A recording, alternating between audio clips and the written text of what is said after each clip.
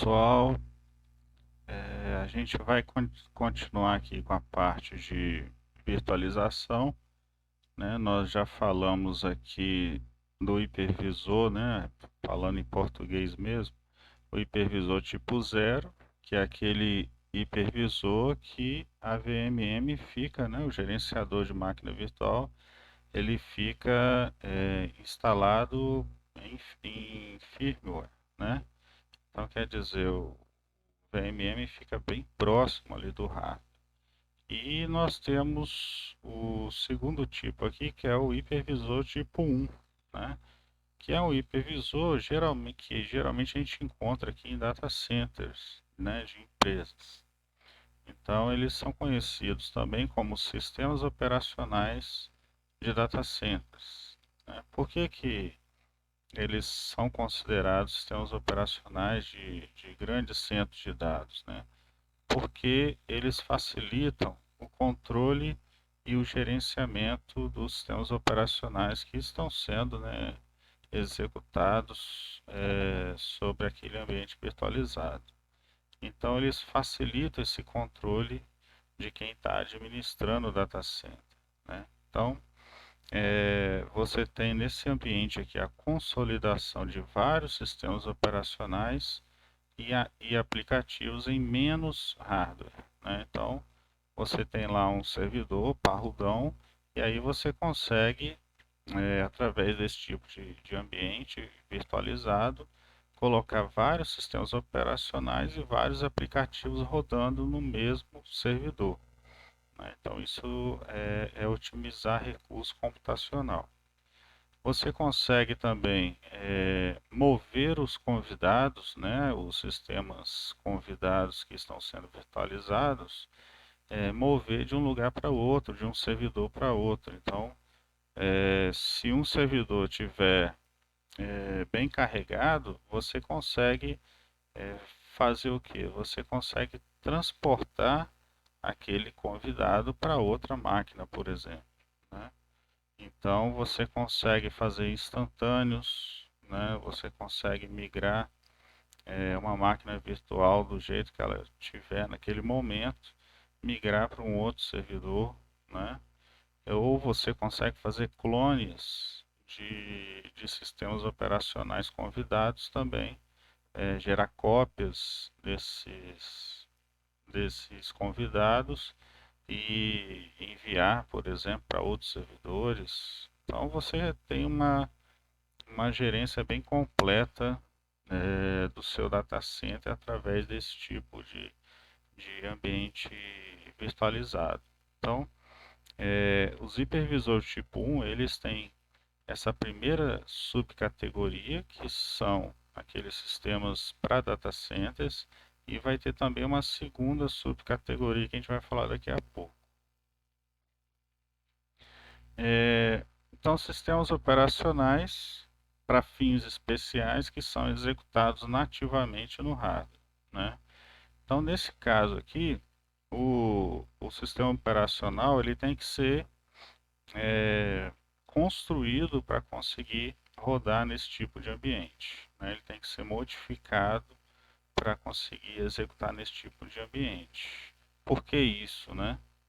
Porque em vez de fornecer interface de chamada de sistema, né, se vocês lembrarem lá, os aplicativos realizavam chamada de sistema para executar uma função do núcleo, né?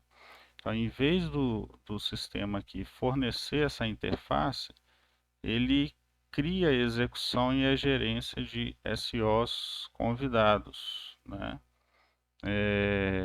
E você consegue também executar esses hipervisores do tipo 1 em hipervisores do tipo 0. Então você tem uma coisa aqui meio híbrida, né? Você tem dois ambientes de virtualização funcionando no mesmo local. Então isso aqui é comum, né? Você ter hipervisores do tipo 0, que são aqueles que o VMM vai rodar a nível praticamente de hardware, né? E você tem em cima dele ainda executando o hipervisor tipo 1. Então você tem um ambiente ali bastante híbrido, né? Mas você não consegue rodar esse hipervisor em outro hipervisor também tipo 1, né? Isso não é possível. A execução desse hipervisor acontece aqui em modo kernel, né? Então, o modo kernel é o que? O modo kernel é quando você vai executar as funções privilegiadas. Então, o modo kernel te permite isso, a execução em modo privilegiado. E os convidados nesse tipo de ambiente, geralmente eles não sabem que estão sendo executados em uma VM, em uma máquina virtual. Tá? Então, eles não têm essa percepção que eles estão sendo virtualizados. Esse hipervisor tipo 1 implementa drivers de dispositivo para o hardware do host, né? Então ele que implementa os drivers para que os convidados consigam acessar os dispositivos, né? E fornece também outros serviços tradicionais de sistema operacional comum, né? Como gerência de CPU e gerenciamento de memória, né? E aí você tem a segunda subcategoria de hipervisor tipo 1, né? Que é, né, nesse caso aqui, é uma variação do sistema operacional geral, comum que a gente tem, né? E nesse caso, você não precisa ter um outro aplicativo rodando naquele sistema operacional para que você consiga virtualizar sistemas. Não precisa. Você consegue virtualizar sistemas de dentro do próprio sistema operacional. Não precisa de outros processos, de outro programa rodando, tá?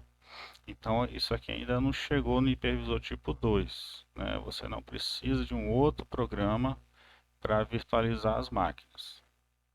Exemplos desse tipo aqui, né? Você tem o Linux Red Hat Enterprise com o KVM, né? KVM, o Windows com Hyper-V também, e o Oracle Solaris, que é um sistema um pouco menos conhecido, né? Mas ainda é utilizado em data centers. Então, são exemplos de sistemas que você consegue usar esse tipo de hipervisor tipo 1.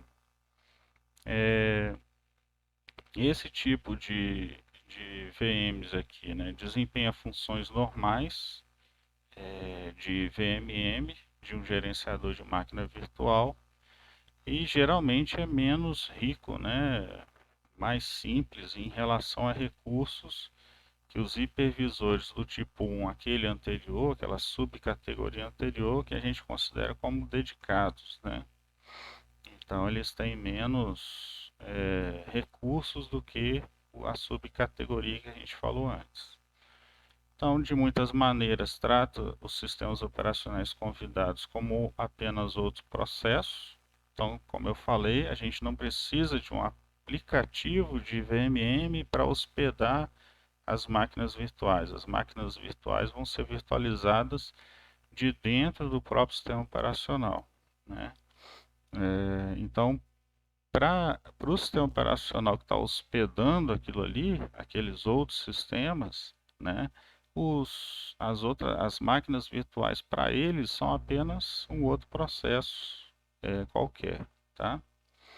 Embora com tratamento especial quando o convidado tenta executar instruções especiais. Novamente, né, você vai ter que tratar a questão da chamada de sistema, né, que é sempre um problema em virtualização, apesar que já se resolveu bastante, como a gente já viu. Mas aqui também, o sistema operacional, como o processo está tentando executar uma operação privilegiada, ele tem que saber fazer aquela operação sem causar nenhum problema no sistema operacional, por conta daquela operação privilegiada, né? E por último aqui na tipologia, né, dos hipervisores, nós temos aqui o hipervisor tipo 2, que é o tipo de hipervisor que a gente consegue aí ter mais acesso, né? Porque você roda um aplicativo em cima do seu sistema operacional, tá? Que esse aplicativo vai gerenciar as máquinas virtuais, né? É o caso do, do VMware Workstation, né? E é o caso também do Oracle VirtualBox, né? Que você consegue virtualizar máquinas virtuais através em cima de aplicativos, tá? Então, nesse caso aqui, é menos interessante na perspectiva de um sistema operacional, porque você vai gastar mais recursos do sistema operacional que está recebendo as máquinas virtuais, né? Porque está tudo rodando a nível de aplicativo, então você vai gastar mais recursos. O VMM, né, o gerenciador de máquina virtual, é simplesmente um outro processo, é um programa que você vai executar, vai dar 2 cliques e vai executar, tá? E mesmo o host não sabe que eles são uma máquina virtual executando convidados, um gerenciador de máquina virtual executando os convidados, tá? Para o sistema operacional, ele acha que aquele VMM é apenas um processo comum, né? Tende a ter um desempenho geral pior, porque não aproveita recursos de hardware, né? Como é um aplicativo que vai virtualizar máquinas virtuais, né? Você vai ter um desempenho pior, você vai ter mais gasto de memória, etc. Mas também um benefício porque não requer alterações no sistema operacional do host, né? No anterior, no hipervisor tipo 1, né, nós vimos que o sistema operacional ele tinha que ser modificado para conseguir virtualizar aquelas máquinas virtuais. Aqui não. Aqui você pega um sistema operacional comum, um Windows 10, um Linux, Ubuntu desktop, e aí você instala, por exemplo, o VMware Workstation e aí começa a lançar, criar máquinas virtuais em cima dele. Então, é configurar um aplicativo comum, tá? E aí nós temos, para terminar, aquelas categorias assim que não são virtualizações completas, né? São quase virtualização. Então, uma delas é a paravirtualização, né? Então, como eu já falei, não se encaixa na definição de virtualização, porque o gerenciador de máquina virtual, ele não apresenta uma duplicação exata do hardware que está abaixo, do hardware do host, né? Então não chega a ser uma virtualização isso aqui, mas é quase uma virtualização, por isso que é chamado de para-virtualização. Mas ainda assim é útil, né? Isso aqui na época que foi lançado, ele foi bastante interessante, né? Bastante utilizado na época. O VMM fornece serviços que o convidado deve ser modificado para usar, né? Então o convidado, né, ele precisa ser modificado para conseguir trabalhar no ambiente desse aqui. Então ele tem aumento de performance porque o convidado, o sistema convidado ele já entende melhor do que está acontecendo ali embaixo dele, o nível de sistema operacional do host, né? Então ele já entende melhor o que está acontecendo, isso aí aumenta a performance. E hoje em dia, esse tipo de, de proposta aqui da paravirtualização, ele tem sido menos necessário porque hoje em dia nós temos mais suporte de hardware, aquele suporte que a gente viu lá de processador com mais instruções de virtualização, né? E esse suporte de hardware para virtualização de máquinas, né? Isso aí tem crescido bastante, então essa para-virtualização não tem sido assim tão vantajosa. Você tem ferramentas aí bem mais interessantes, tá? Mas mesmo assim ainda tem empresas aí que utilizam. Então você tem a Zen, né, que escreve como Shen aqui, que é o líder, né, a líder aí nesse nicho de para-virtualização, tá? Então eles investem em quê? Eles tentam adicionar técnicas para manter esse sistema vantajoso ainda, né? Então, por exemplo, eles tentam tornar a entrada e saída mais eficiente nesse tipo de ambiente, tentam melhorar a comunicação do convidado e o gerenciador de máquinas virtuais, né, sobre as operações de entrada e saída, que é uma questão também complicada não só em virtualização, mas em sistema operacional como um todo, né?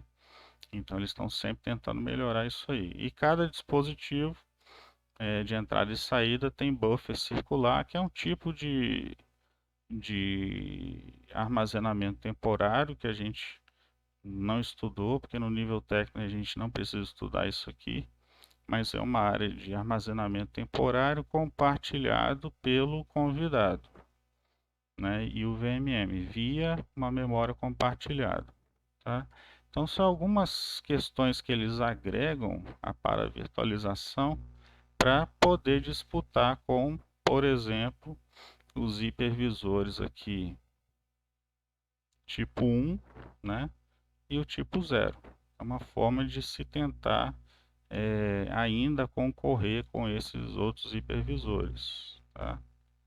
Mas a tendência, pelo menos que a gente percebe, é que a paravirtualização seja cada vez menos utilizada, né? Pelo menos a princípio, se eles se principalmente a Zen aqui não inventar outras tecnologias que melhorem ainda mais a performance, né, desse ambiente. Tá certo? Então a gente termina aqui, a gente vai até para a virtualização e a gente está quase praticamente terminando esse capítulo, tá certo? Então recomendo vocês pegar a sessão lá do capítulo que eu passei para vocês sobre, né, hipervisor tipo 1, lembrando que são duas subcategorias, né, uma que a gente chama de dedicada e a outra não, que é a subcategoria que vem depois. Hipervisor tipo 2, que são os que a gente vai ter mais contato aí na disciplina em breve, né, que são o VMware Workstation e o Oracle Solaris, o Oracle Solaris não, VirtualBox, né, que é o que a gente costuma utilizar ali no IT, são os dois tipos. Esses aqui já rodam via aplicativo mesmo, tá certo? E a para virtualização. E aí faltam só aqui mais três e a gente consegue terminar esse capítulo aqui. Ok? Qualquer dúvida, vocês podem mandar mensagem no fórum, e-mail, e já tem atividade lá para vocês responderem baseado nesse conteúdo aqui. Ok? Então, até a próxima.